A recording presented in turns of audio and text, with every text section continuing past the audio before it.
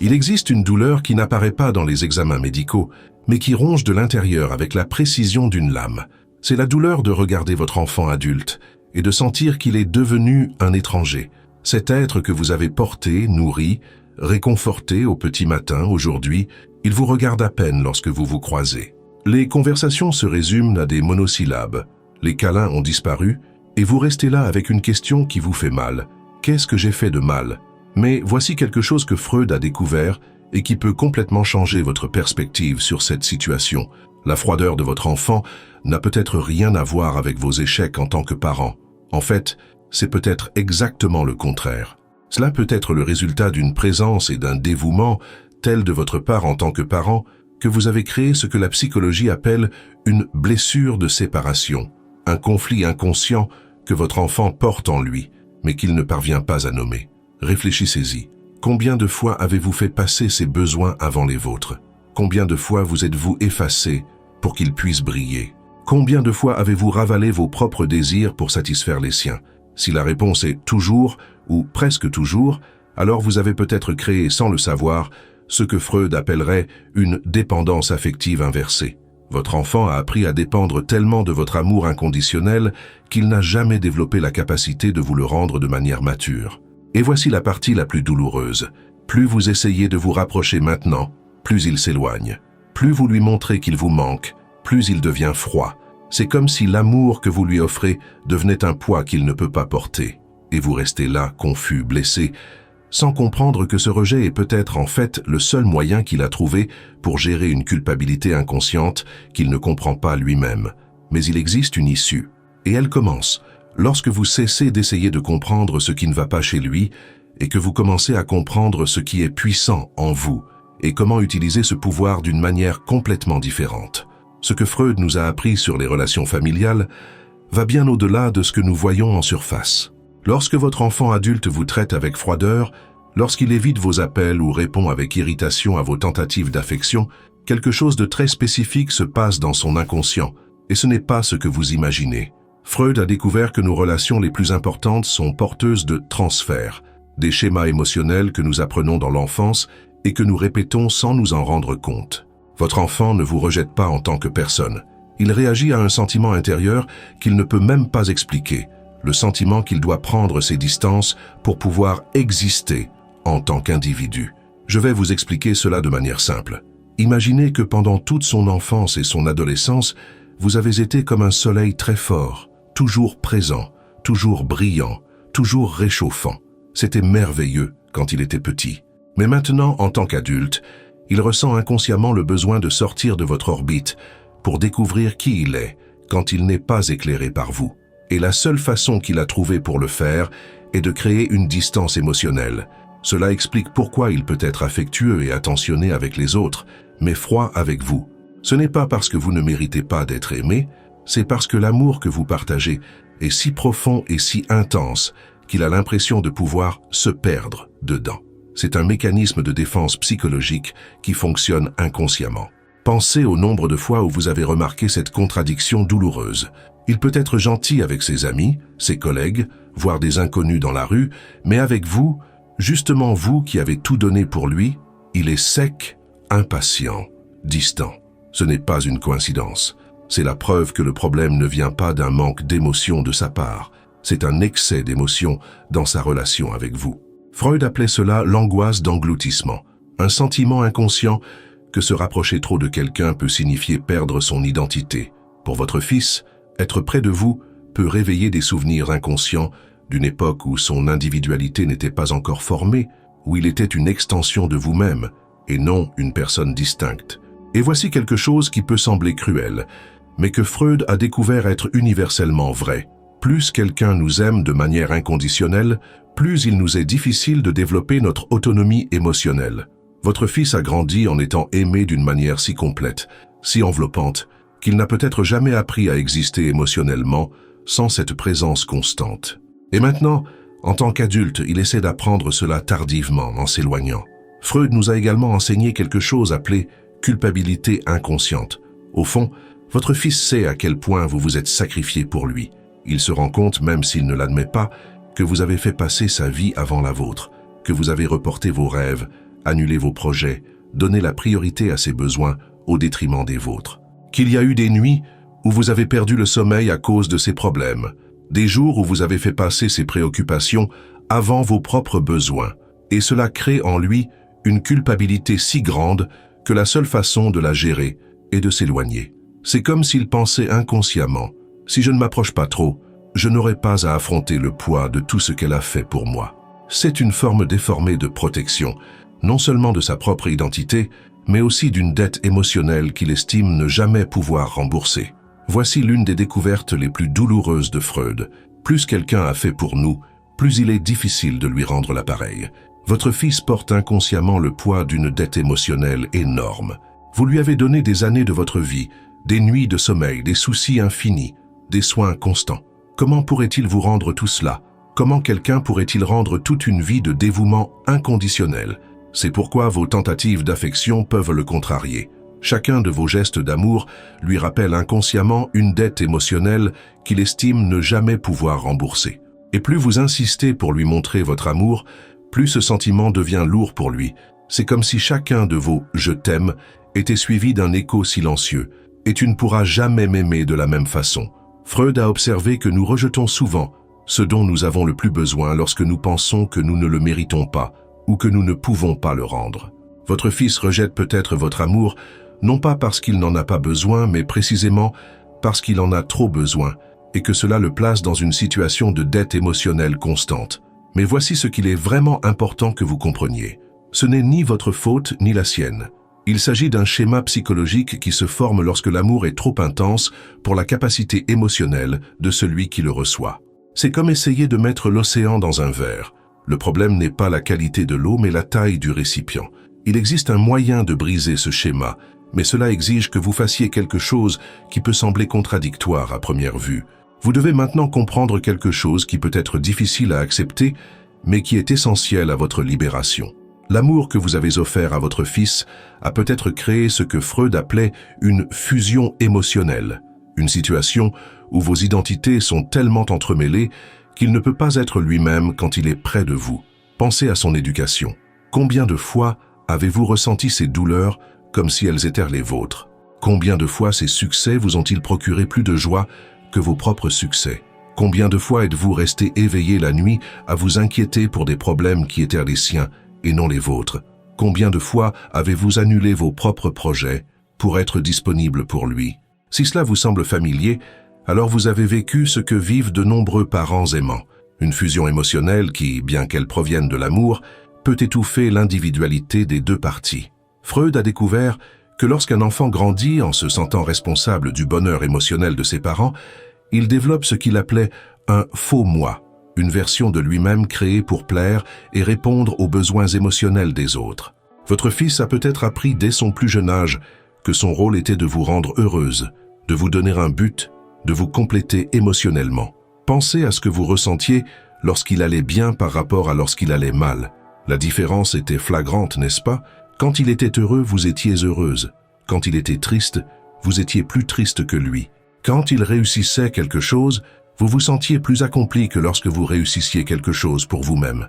C'est la fusion émotionnelle à l'œuvre, et pour un enfant, c'est une énorme responsabilité psychologique. Freud a observé que les enfants qui grandissent en étant le thermomètre émotionnel de leurs parents développent une hypervigilance à l'égard des sentiments des autres. Ils apprennent à lire chaque micro-expression, chaque intonation, chaque soupir. Votre fils est peut-être devenu un expert dans l'art d'interpréter votre humeur et d'ajuster son propre comportement pour vous maintenir émotionnellement stable. Et c'est là que réside le piège. Quand il était enfant, cela fonctionnait. Il aimait être le centre de votre vie, savoir qu'il était si important pour vous. Il se sentait spécial d'avoir le pouvoir d'influencer autant vos sentiments. Mais maintenant, en tant qu'adulte, ce même schéma est devenu une prison émotionnelle. Il sent inconsciemment que s'il se rapproche trop de vous, il sera à nouveau responsable de votre bonheur, et c'est un fardeau qu'il ne veut pas porter. C'est pourquoi il peut sembler plus à l'aise avec d'autres personnes. Avec elles, il peut être simplement lui-même, passer une mauvaise journée sans se soucier de l'humeur des autres, réussir sans ressentir le besoin de partager son bonheur pour valider celui des autres. Avec vous, il a l'impression qu'il doit être la source de votre épanouissement émotionnel, et cela l'étouffe. Freud a également découvert quelque chose de fascinant à propos de ce type de dynamique. Elle crée ce qu'il appelait la parentification émotionnelle, lorsque l'enfant assume inconsciemment le rôle de veiller au bien-être émotionnel de ses parents. Votre fils a peut-être appris dès son plus jeune âge qu'il était de son devoir de vous faire sentir valorisée, importante, épanouie. Et maintenant, en tant qu'adulte, il essaie de se libérer de cette responsabilité qui n'aurait jamais dû être la sienne. Pensez au nombre de fois où vous avez dit des choses comme « Tu es tout pour moi, tu es ma raison de vivre, je ne sais pas ce que je ferais sans toi ». Pour vous, ces phrases étaient des déclarations d'amour. Pour son inconscient, c'étaient des déclarations de dépendance émotionnelle, une pression silencieuse de ne jamais vous décevoir, de ne jamais vous quitter, de ne jamais avoir une vie qui ne vous inclut pas comme centre. Freud a également observé quelque chose de profond à propos de ce type de dynamique. Plus les parents essaient de retrouver la proximité perdue, plus les enfants s'éloignent. Cela s'explique par le fait que chaque tentative de rapprochement confirme à l'enfant qu'il est toujours le centre émotionnel de la vie de ses parents, exactement ce qu'il essaie d'éviter. C'est comme une danse inconsciente et douloureuse. Vous vous rapprochez parce qu'il vous manque, et il s'éloigne parce qu'il sent que vous avez besoin de lui d'une manière qui l'étouffe. Vous interprétez son éloignement comme un rejet, et vous essayez de vous rapprocher encore plus, peut-être en l'appelant plus souvent, en lui envoyant plus de messages, en lui proposant plus d'activités. Il interprète votre rapprochement comme une pression émotionnelle et s'éloigne encore plus, peut-être en étant plus sec, plus distant, plus impatient. Et le cycle se perpétue, créant de la souffrance pour les deux parties. La tragédie est que vous et lui souffrez tous les deux, à cause d'un amour qui est réel et profond, mais qui s'exprime de manière dysfonctionnelle. Vous souffrez parce que vous avez l'impression de perdre votre enfant. Il souffre parce qu'il a l'impression de se perdre lui-même. Mais voici ce qui peut tout changer. Lorsque vous comprenez que son éloignement n'est pas une question d'amour ou de manque d'amour, mais plutôt un besoin d'individualisation, vous pouvez commencer à réagir d'une manière complètement différente. Une manière qui, paradoxalement, peut le ramener vers vous. Et lorsque vous parvenez à voir clairement cette dynamique, une question encore plus profonde émerge. Qui êtes-vous devenu pendant toutes ces années de dévouement total ?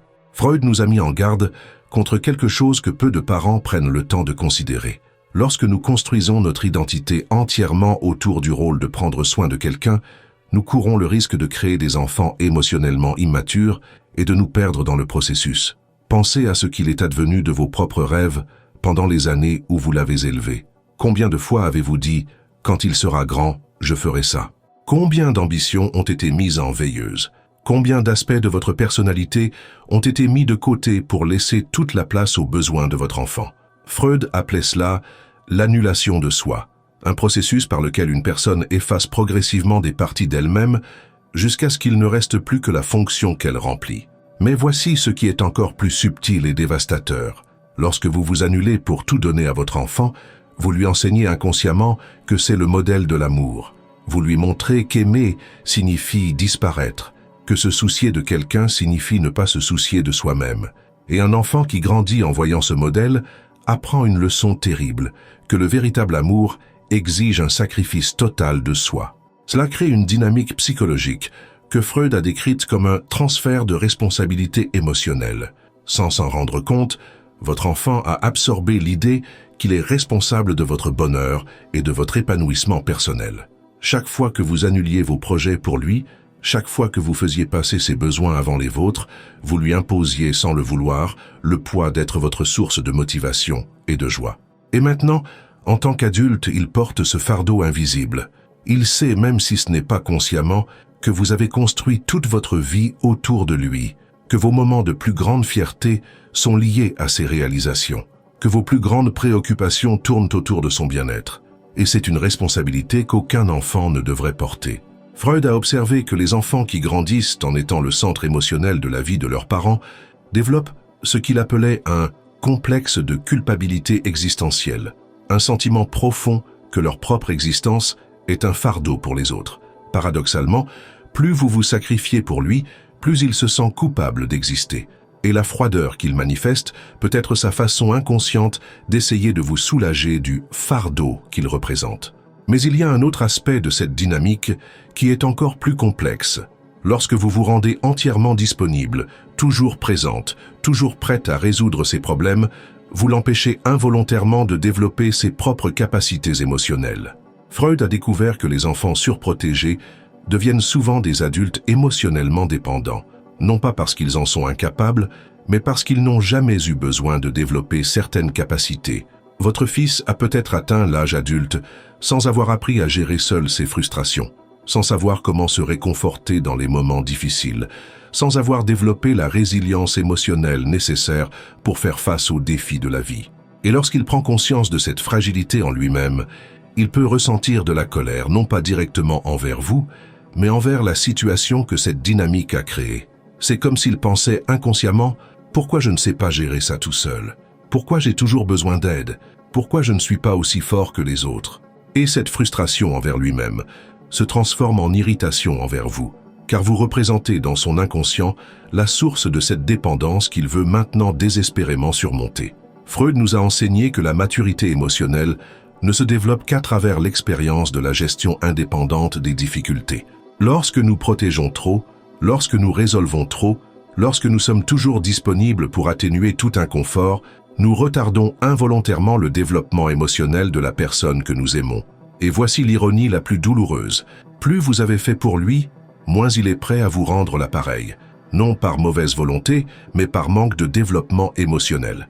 Il se peut tout simplement qu'il ne dispose pas des outils psychologiques nécessaires pour offrir le type d'amour mature et réciproque que vous attendez naturellement. Mais reconnaître cela n'est pas une condamnation. C'est le premier pas vers une transformation qui peut vous être bénéfique à tous les deux. Le moment est venu d'affronter une vérité qui peut sembler contradictoire au premier abord. Pour retrouver une relation saine avec votre enfant, vous devrez peut-être faire exactement le contraire de ce que votre instinct maternel ou paternel vous dicte. Au lieu d'essayer de vous rapprocher, vous devez apprendre à prendre stratégiquement vos distances. Au lieu de donner plus, vous devez établir des limites claires. Freud a découvert quelque chose de révolutionnaire sur les relations humaines. L'amour sans limite devient souvent destructeur pour les deux parties. Il a observé que lorsqu'une personne se rend totalement disponible pour une autre, elle supprime involontairement la tension saine qui maintient la dynamique de la relation vivante et respectueuse. Considérez cela comme une loi de la psychologie humaine. Nous avons tendance à moins apprécier ce qui est toujours disponible. Votre enfant a peut-être appris au fil des ans que votre amour et votre présence sont garantis, quelle que soit la façon dont il vous traite. Et lorsque quelque chose est garanti, nous perdons conscience de sa valeur. Freud appelait cela la désensibilisation émotionnelle, un processus par lequel une personne cesse de percevoir consciemment quelque chose qui est toujours présent. C'est comme le bruit de la climatisation que vous ne remarquez plus après un certain temps, même si elle continue de fonctionner. Votre amour est peut-être devenu une présence si constante dans sa vie qu'il a simplement cessé de l'enregistrer consciemment. Mais c'est là que la psychologie freudienne offre une solution puissante. Lorsque vous établissez des limites claires, lorsque vous cessez d'être toujours disponible, lorsque vous montrez que votre temps et votre énergie ont de la valeur, vous obligez l'autre personne à enregistrer consciemment votre présence et par conséquent votre absence. Et si vous vous demandez comment appliquer cela dans la pratique sans paraître cruel ou manipulateur, laissez-moi vous dire quelque chose d'essentiel. Fixer des limites n'est pas un jeu psychologique. C'est un acte d'amour propre qui, paradoxalement, peut restaurer le respect mutuel dans la relation. Cela signifie dire non quand il s'attend à ce que vous disiez oui. Cela signifie ne pas être toujours disponible quand il décide de vous contacter. Cela signifie avoir votre propre vie, vos propres projets, vos propres priorités, et ne pas tout annuler automatiquement quand il se présente. Cela signifie répondre à ses messages à votre rythme, pas au sien. Cela signifie arrêter de lui demander constamment comment il va et commencer à lui parler de vous. Freud a observé que lorsque nous établissons des limites saines, nous créons ce qu'il appelait une tension créative, un espace psychologique où l'autre personne est obligée de réfléchir consciemment à la relation. Lorsque vous cessez de le poursuivre, il peut commencer à vous manquer. Lorsque vous cessez d'être toujours disponible, il peut commencer à apprécier les moments où vous êtes présente. Mais attention, il ne s'agit pas de jouer avec les émotions ou d'essayer de manipuler les sentiments. Il s'agit de retrouver votre dignité et de montrer, par vos actions, que vous êtes une personne à part entière qui a de la valeur, et pas seulement une extension de sa vie. Et voici le tournant le plus important. Si vous êtes arrivé jusqu'ici dans cette réflexion et que vous avez enfin l'impression de comprendre ce qui se passe, mais que vous vous demandez encore comment faire concrètement. Alors vous êtes prête pour la prochaine étape cruciale de ce parcours, car comprendre n'est que le début. La véritable transformation se produit lorsque vous appliquez ces connaissances de manière cohérente et avec amour envers vous-même. Pour continuer à découvrir comment mettre en œuvre ces changements de manière pratique et douce, abonnez-vous à la chaîne et activez les notifications, car dans les prochains épisodes de cette série, nous explorerons exactement comment établir ces limites, de manière à vous renforcer, vous et votre relation avec votre enfant. Ne manquez pas les outils pratiques qui peuvent transformer cette douleur en libération. Mais pour l'instant, restez avec moi car ce qui va suivre vous montrera comment cette rupture nécessaire peut en fait être le plus grand acte d'amour que vous puissiez offrir, tant à lui qu'à vous-même. Lorsque vous commencez à établir ces limites, quelque chose de profond et d'inattendu se produit. Vous rencontrez une personne que vous n'avez pas vue depuis longtemps, vous-même. Freud a observé que le processus de récupération de l'identité personnelle, après des années de fusion émotionnelle, s'apparente à une redécouverte archéologique. Vous découvrez, couche après couche, des aspects de vous-même qui ont été enfouis au fil des ans. Au début, cette expérience peut être déconcertante. Vous pouvez vous demander « Qui suis-je quand je ne suis pas mère ou père ? Qu'est-ce que j'aime faire quand je ne pense pas à ce dont il a besoin ? Quels sont mes rêves quand ils ne sont pas liés à son avenir ?» Ces questions peuvent provoquer une sensation étrange, presque comme si vous découvriez une version oubliée de vous-même. Freud appelait cela le « retour au moi authentique », un processus par lequel une personne renoue avec des désirs, des ambitions et des traits de caractère qui existaient avant que ses rôles sociaux ne deviennent dominants. Et ce processus, bien qu'initialement inconfortable, est essentiel à votre libération émotionnelle. Vous pouvez commencer à vous souvenir de choses simples qui vous procurèrent du plaisir avant que la maternité ou la paternité ne consomme toute votre énergie émotionnelle. Peut-être aimiez-vous lire certains livres, écouter certains types de musique, avoir des conversations sur des sujets qui n'avaient rien à voir avec la famille. Peut-être aviez-vous des rêves professionnels qui ont été reportés, des loisirs qui ont été abandonnés, des amitiés qui ont été négligées. Freud a découvert que lorsque nous commençons à réactiver ces parties endormies de nous-mêmes, quelque chose d'intéressant se produit avec notre énergie émotionnelle. Elle cesse d'être totalement concentrée sur l'absence ou la présence d'une personne en particulier. Vous cessez de vivre dans un cycle d'anxiété constante au sujet de ce que votre enfant ressent, pense ou fait, car votre esprit est occupé par d'autres sources d'intérêt et d'épanouissement. Et c'est là que la transformation devient vraiment puissante. Lorsque vous avez une vie émotionnelle riche et indépendante, vous cessez d'émettre cette énergie de besoin qui peut éloigner votre enfant. Freud a observé que les gens sont inconsciemment attirés par ceux qui ont une vie intérieure intéressante et s'éloignent de ceux qui semblent émotionnellement dépendants. Lorsque vous commencez à vous intéresser sincèrement à d'autres choses, lorsque vous développez de nouvelles passions, lorsque vous reconstruisez une identité qui ne dépend pas de lui, vous devenez automatiquement une personne plus intéressante à côtoyer. Paradoxalement, moins vous avez besoin de sa présence pour vous sentir complet, plus vous devenez attirant en tant que personne. Ce processus libère également votre enfant d'une pression inconsciente énorme. Lorsqu'il se rend compte que vous avez votre propre vie, que vous vous portez bien indépendamment de lui, que vous avez d'autres sources de joie et d'épanouissement, il peut enfin se détendre. Il n'a plus à porter le poids d'être responsable de votre bonheur émotionnel. Freud a observé que lorsqu'une personne se libère de sa dépendance émotionnelle, elle développe ce qu'il appelait une présence magnétique, une qualité qui attire naturellement les autres, car elle dégage une impression de plénitude plutôt que de manque. Vous remarquerez peut-être qu'à mesure que vous vous reconnectez avec vous-même, non seulement votre enfant, mais aussi d'autres personnes commencent à vous répondre différemment. Mais l'aspect le plus transformateur de ce processus est peut-être le suivant. Lorsque vous retrouvez votre identité indépendante, vous cessez d'interpréter le comportement de votre enfant comme un reflet de votre valeur personnelle. S'il est distant, vous ne vous demandez pas automatiquement « qu'est-ce que j'ai fait de mal ?» S'il ne vous rappelle pas immédiatement, vous ne paniquez pas émotionnellement. S'il traverse une période difficile, vous pouvez lui offrir votre soutien sans ressentir le besoin de tout régler à sa place. Freud nous a enseigné que la maturité émotionnelle se manifeste par la capacité d'aimer sans se perdre, de se soucier sans s'annuler, d'être présent sans devenir dépendant. Et lorsque vous atteignez cet état, lorsque vous parvenez à aimer profondément votre enfant tout en vivant pleinement votre propre vie, vous créez les conditions pour qu'une nouvelle dynamique relationnelle émerge. une dynamique où vous pouvez tous deux interagir en tant que personnes à part entière, et non comme des moitiés qui ont besoin l'une de l'autre pour se sentir complètes. Et maintenant, nous arrivons au point le plus difficile et le plus libérateur de ce parcours. Vous devez accepter une possibilité qui peut être dévastatrice, mais qui est essentielle à votre liberté émotionnelle. Peut-être que votre enfant ne changera jamais. Peut-être qu'il ne reconnaîtra jamais tout ce que vous avez fait.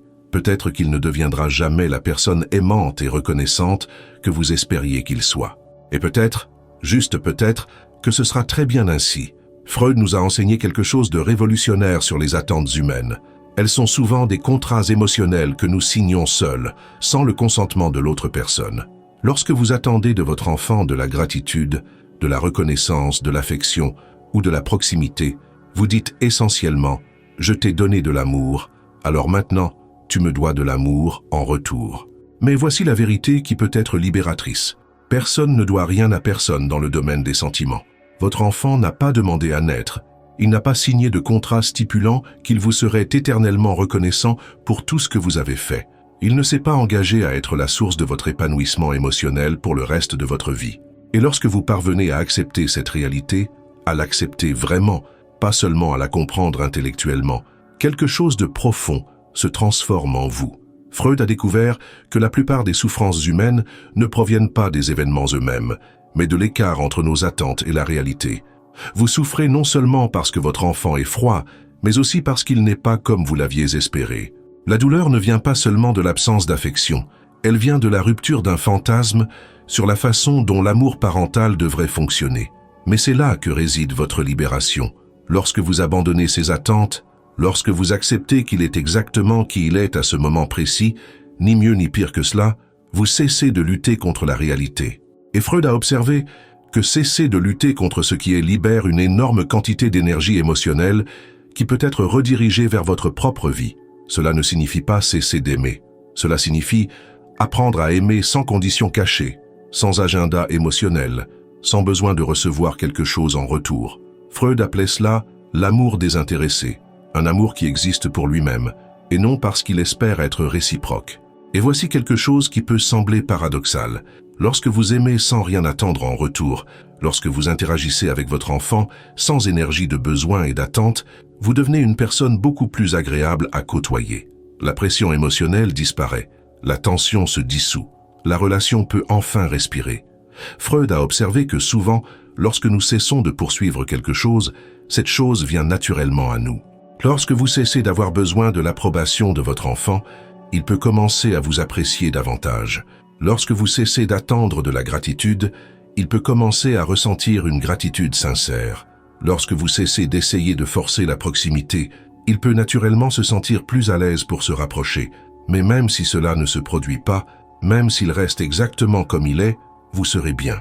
Parce que votre bonheur ne dépend plus de son comportement. Votre estime de vous-même n'est plus conditionnée par sa réaction émotionnelle. Votre sentiment d'utilité ne repose plus sur le fait d'être reconnu comme une bonne mère ou un bon père.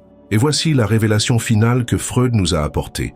Lorsque vous vous libérez du besoin d'être aimé d'une manière spécifique par une personne spécifique, vous vous ouvrez à recevoir de l'amour sous des formes que vous n'auriez jamais imaginées.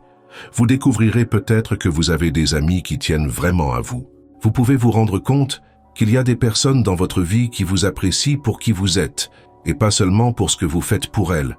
Plus important encore, vous pouvez apprendre à vous donner le genre d'amour et de reconnaissance que vous avez toujours espéré recevoir de votre enfant. Vous pouvez commencer à vous apprécier pour les sacrifices que vous avez faits, à être fier de votre dévouement, à reconnaître la grandeur de l'amour que vous avez offert, quelle que soit la façon dont il a été reçu. Freud nous a enseigné que la maturité émotionnelle suprême est atteinte lorsque nous parvenons à devenir notre propre source de validation et d'amour.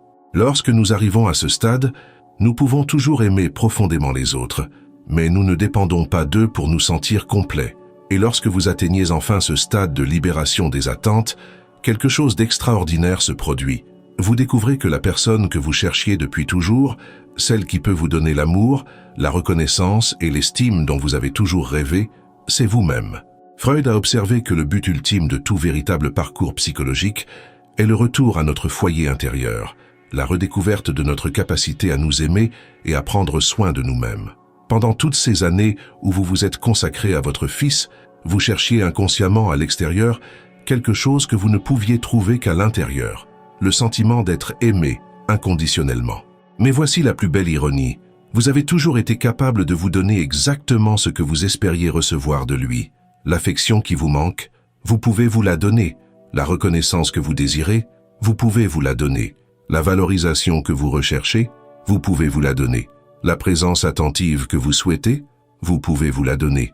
Lorsque vous commencez à vous traiter avec le même dévouement et le même soin que vous avez toujours accordé à votre enfant, lorsque vous vous écoutez avec la même patience, lorsque vous vous pardonnez aussi facilement que vous lui avez toujours pardonné, quelque chose de fondamental se transforme dans votre énergie émotionnelle.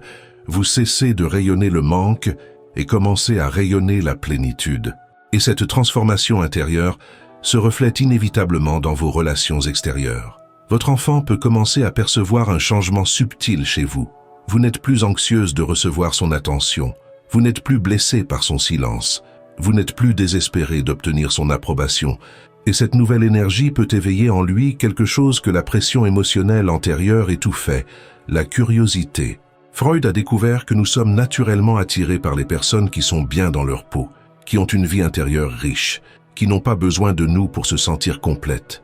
Lorsque vous devenez cette personne, lorsque vous devenez quelqu'un d'intéressant, d'indépendant et d'épanoui, vous pouvez découvrir que non seulement votre enfant, mais aussi de nombreuses autres personnes commencent à graviter naturellement vers vous.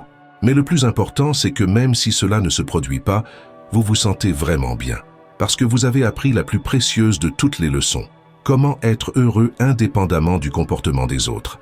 Comment s'aimer même quand on n'est pas aimé comme on le souhaiterait.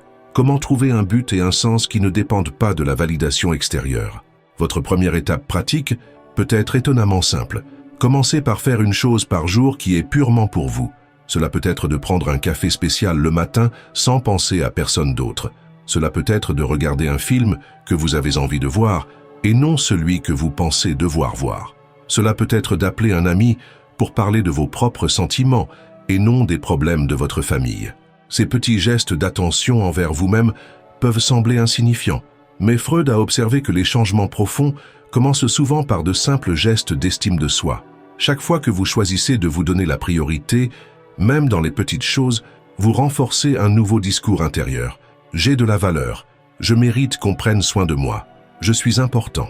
Et peut-être qu'au final, c'est la plus grande leçon que vous pouvez enseigner à votre enfant, qu'il est possible d'aimer profondément sans se perdre, qu'il est possible de prendre soin des autres sans s'effacer, qu'il est possible d'être dévoué sans être dépendant. En incarnant cette forme d'amour mature, vous lui offrez un cadeau bien plus grand que tous les sacrifices que vous avez faits. Vous lui montrez qu'il est possible d'être une personne accomplie tout en aimant sincèrement les autres. Le cheminement de la douleur vers la libération n'est pas facile, mais il est possible.